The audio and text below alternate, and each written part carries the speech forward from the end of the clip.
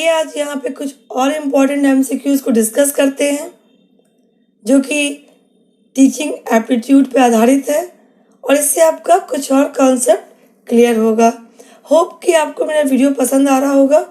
आप लोगों के कमेंट से मुझे ये पता चल रहा है, तो आप देखते रहिए और सारे क्वेश्चंस को ध्यान से देखिए। मैं इस तरह से यहाँ पे क्वेश्चंस अरेंज की हूँ ताकि आपका टॉपिक भी क्लियर हो जाए, कॉन्सेप्ट पूरा अच्छे से क्लियर हो जाए। तो आप इसको देखते जाइए और इस टॉपिक पर जितने भी तरह के क्वेश्चन बन सकते हैं मैं सब आपको यहाँ पे प्रोवाइड करूँगी। तो आइए चलिए क्वेश्चन नंबर 1 देखते हैं।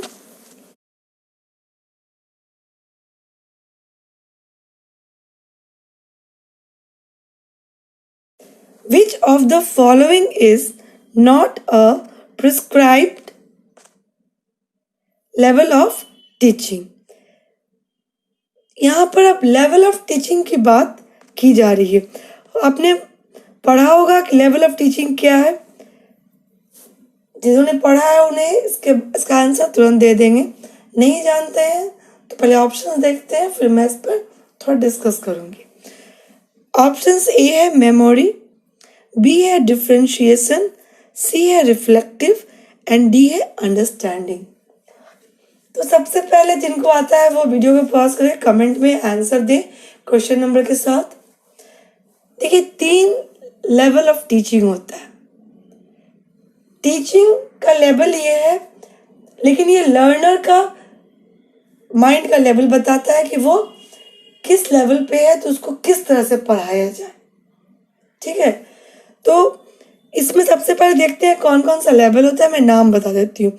एक होता है मेमोरी, उसके बाद आता है अंडरस्टैंडिंग लेवल, उसके बाद आता है रिफ्लेक्टिव लेवल। तो यहाँ पर जो ऑप्शन नंबर डी है डिफरेंशिएशन, ये रॉन्ग है, ये नहीं है, तो वही इसका सही आंसर है। तो मेमोरी सबसे नीचे का लेवल होता है।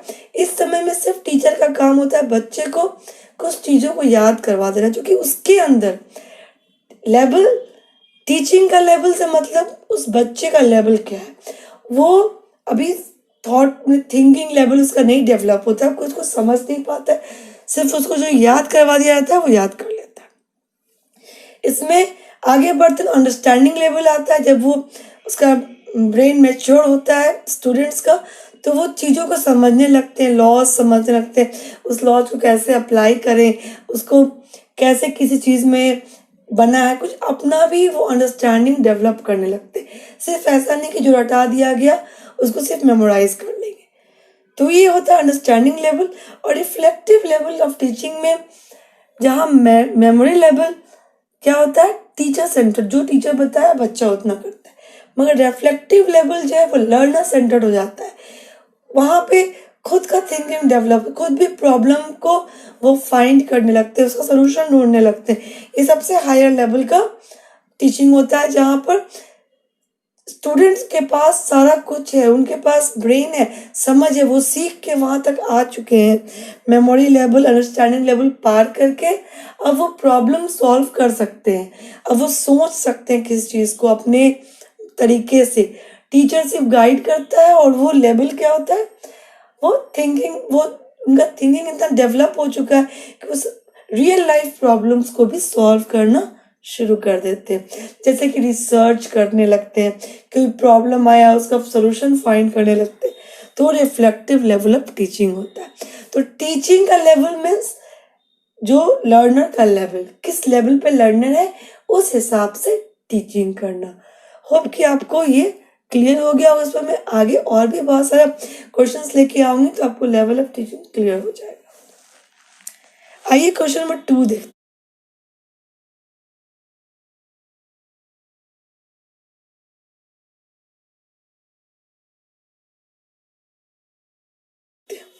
Maximum participation of students is possible in teaching through. अगर आपने मेरा अभी तक वीडियो देखा है तो आपको अच्छे से क्लियर हो गया। मैंने पॉइंट बताया था कि क्लासरूम और टीचिंग का बेस्ट तरीका क्या है। A lecture method, B discussion method, C text book method and D audio visual aids. देखिए यहाँ पर मैक्सिमम पार्टिसिपेशन की बात हो रही है। इसका मतलब ये नहीं कि क्लास में बैठा बच्चा चुपचाप बैठा है तो पार्टिसिपेट कर, सुन रहा है तो नहीं, एक्टिवली पार्टिसिपेट करना, वो उसमें कितना क्वेश्चन पूछ रहा है, कितना जवाब दे रहा है, कितना अपना विचार रख रहा है, दूसरे के विचार को समझ के अगर उसको कहीं डाउट है, डाउट्स रख रहा है, उसको क्लियर करना है, तो ये कहाँ संभव होता है? ये लेक्चर मेथड में नहीं होता, टेक्स्ट बुक मेथड में नहीं होता, और ऑडियो विजुअल एड्स में तो नहीं होता, वहां पर सिर्फ सुनता है, दिखता है। ये होता है डिस्कशन मेथड। जब क्लासरूम में डिस्कस होता है किसी टॉपिक पे, तो हर बच्चा अपने अपने हिसाब से उसमें जवाब देता है, सवाल करता है, दूसरा उसके सवाल पे कुछ अपना डाउट्स रखता है, और इस तरह से कोई तीसरा उसको क्लियर करता है। फिर अगर समझ में बच्चे को नहीं आया, टीचर उसको उसका सही बता देता है। तो ये डिस्कशन मेथड में ही मैक्सिमम पार्टिसिपेशन स्टूडेंट का पॉसिबल हो पाता है। तो ये ऑप्शन नंबर बी सही है। आइए क्वेश्चन नंबर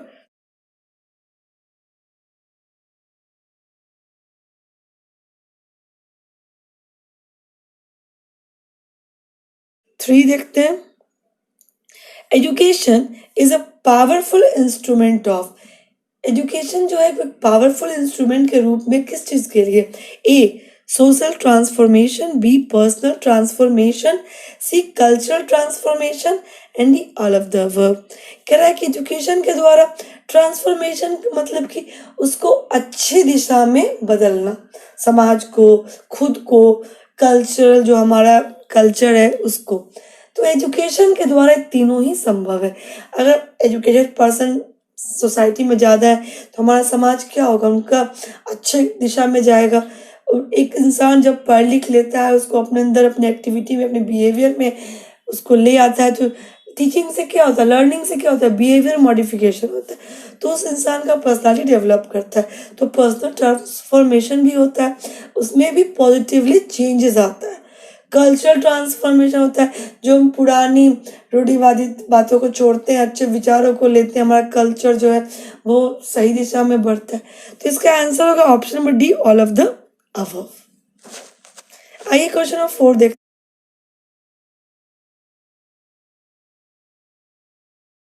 हैं। An effective teacher is one who can, कौन सबसे ज्यादा इफेक्टिव टीचर किसको आप कहेंगे? जो कि क्लास को कंट्रोल कर ले, control the class. B give more information in less time, जल्दी जल्दी वो बहुत सारे इंफॉर्मेशन क्वेश्चन को दे दे। C motivate students to learn, students को मोटिवेट करे ताकि वो सीख सकें, जो वो इंफॉर्मेशन वो दे रहा है, जो नॉलेज वो टीचर दे रहा है, उसको वो सीखने के लिए मोटिवेट हो, उनका मन लगे। D correct the assignment carefully, assignment को करेक्ट कर। देखिए ये तो होगा ही नहीं, कंट्रोल द क्लास तो कोई भी कंट्रोल कर सकता है, कोई जरूरी नहीं कि उससे बच्चे सीख रहे हैं। इफेक्टिव टीचर वही है जिससे कि बच्चे ज्यादा सीखें। मैंने पहले भी बोला, इस चीज को हमेशा दिमाग में रख के सोचना है कि स्टूडेंट को लर्निंग वो ज्यादा कब सीखेंगे, जबकि स्टूडेंट को टीचर क्या करे, मोटिवेट कर दे, वो सीखना चाहे, वो कितना भी इंफॉर्मेशन दे दे और स्टूडेंट सोए रहे हैं, वो कान बंद से कहीं और सोच रहे हैं, तो सब बेकार है। तो मोटिवेट स्टूडेंट्स टू लर्न, ये सही आंसर है। इफेक्टिव टीचर वही है जो बच्चे को मोटिवेट कर दे, उसमें जिज्ञासा जागरूक कर दे, उसमें इस तरह से उसको पढ़ाए कि वो पढ़ना चाहे। तो ऑप्शन नंबर सी यहाँ पे सही होगा। होप कि आपको समझ में आ गया होगा। क्वेश्चन नंबर 5 देखते हैं। If students do not understand what is taught in the classroom, अगर कोई स्टूडेंट को समझ में नहीं आता है क्लासरूम में क्या पढ़ाया जा रहा है, वो बार बार पूछ रहा है, तो टीचर शुड फील, तो टीचर को कैसा फील करना चाहिए? ए टेरिबली बोर्ड, टीचर को बोर्ड फील है, बार बार इसको पढ़ा रहे हैं मगर समझ में नहीं आ रहा।